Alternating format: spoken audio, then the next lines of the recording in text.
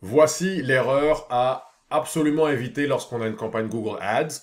Que vous ayez fait cette campagne vous-même, que vous demandiez à une agence ou un marketeur consultant de gérer l'agence pour vous, c'est une erreur à ne surtout pas faire. C'est une erreur qui est souvent faite pour des raisons que j'ignore. Enfin, je comprends les raisons, mais je vous expliquerai plus tard. Mais voilà, c'est une erreur facile à éviter. Aujourd'hui, je vous explique l'erreur et je vous dis comment l'éviter. Avant ça, je vous donne une petite anecdote qui va vous permettre de comprendre. Vous avez peut-être un coordonnateur ou une assistante ou quelque chose comme ça dans votre équipe. Et souvent, quand ces gens-là débutent, eh bien, ils ont beaucoup de mal à bien faire les choses. Pourquoi? Parce qu'ils regardent leurs emails, en même temps, ils prennent leur téléphone, en même temps, ils sont sur Facebook, en même temps, ils discutent avec quelqu'un. Donc, ils font beaucoup de choses en même temps et multitask. Et quand on multitask comme ça, eh bien, très souvent, on fait pas une chose bien. Donc, mieux vaut avoir une liste de tâches, faire les choses une chose à la fois, et surtout, mettre son téléphone sur silence, enlever son Facebook, etc. Donc, il faut être concentré. Eh bien, beaucoup de campagnes Google Ads ne sont pas concentrées. Je vous explique ça tout de suite. Voilà. La plupart des campagnes que je vois, quand je clique sur des campagnes ou quand on a des clients qui ont déjà des campagnes, eh bien, ils envoient le trafic directement sur leur site. Voilà. Comme si nous, voilà, ça c'est notre site web. C'est comme si nous, on faisait une campagne Google Ads et on envoyait les gens directement sur cette page. Voilà. Eh bien, c'est une très mauvaise idée. Pourquoi? Déjà, on a plusieurs services. Donc voilà. Numéro 2, les gens peuvent cliquer. Ah bah voilà, je vais cliquer sur l'étude de cas. Donc on a l'étude de cas. Ah ouais, je vais regarder, tiens, ce site-là, ça a l'air pas mal. Et là, ils perdent du temps. Ah bah leur téléphone sonne ou leur enfant arrive ou quelque chose et ils s'en vont. Mais là, vous avez payé pour qu'ils viennent sur cette page puisque c'est une publicité. Donc, on veut que le visiteur soit le plus concentré possible. Alors c'est pour cela que dans notre domaine, on va créer des pages comme cela. Ce sont des pages qui n'ont pas de menu. Dans le jargon, on va appeler ça des landing pages ou des pages d'atterrissage. Mais la page en elle-même, c'est qu'une étape. La deuxième étape la plus importante, c'est d'avoir un chantage. Voilà, une proposition, une offre. Et c'est une offre que on pense que le visiteur va vraiment trouver alléchante. Voilà.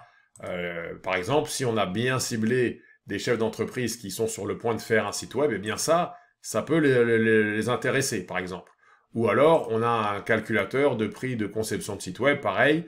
Ils veulent avoir une idée de prix, il faut qu'ils répondent à 2-3 questions, et après, ils nous donnent leurs coordonnées, et on leur donne le devis automatiquement. Donc ça, c'est une façon de concentrer le visiteur. Voilà. Il arrive sur une page, c'est un peu comme une impasse, voilà, il est là. Soit ce qu'on lui propose, ça ne l'intéresse pas et il s'en va, soit ce qu'on lui propose, ça l'intéresse et il nous donne ses coordonnées. Notre objectif, évidemment, c'est de trouver quelque chose qui l'intéresse. Si vous envoyez le trafic directement vers le site web, vous risquez de faire baisser votre taux de conversion. Alors, le taux de conversion, pour vous refaire ça rapidement, c'est un des éléments les plus importants dans une campagne. Voilà. Ça veut dire quoi? Je vous l'explique rapidement. La conversion, c'est une conversion, c'est une personne qui réalise l'action que vous vouliez. Voilà. Par exemple, vous voulez qu'il remplisse un formulaire, vous voulez qu'il vous appelle, eh bien, c'est une action. Cette action, c'est une conversion. Vous convertissez un visiteur en client potentiel, tout simplement. Bon. Eh bien, si le client ou le visiteur, pardon, n'est pas concentré, vous allez faire baisser le taux de conversion. Vous allez faire baisser le pourcentage des gens qui vont faire ce que vous voulez qu'ils fassent. Donc, regardez, avec un même budget média, donc le même montant qu'on mettrait dans Google, et avec un coût par clic à 6, on voit que si le taux de conversion est à 10%, voilà, eh bien, on a 16 clients potentiels, mais si on a un taux de conversion à 30%, eh ben, on a 50 leads avec le même budget. Voilà pourquoi cette erreur est très très très très grave.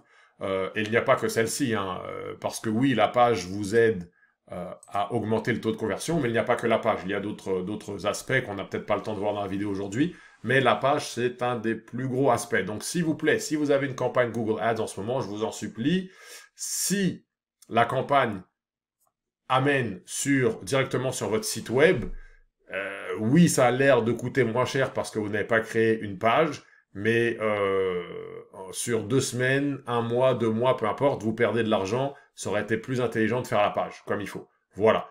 Donc, si jamais vous avez des questions, n'hésitez pas. De toute façon, dans la description, nous allons mettre un lien dans lequel vous allez pouvoir booker un appel avec moi à votre convenance. Et si vous avez des questions, je pourrais vous aider. Merci beaucoup. Bonne journée.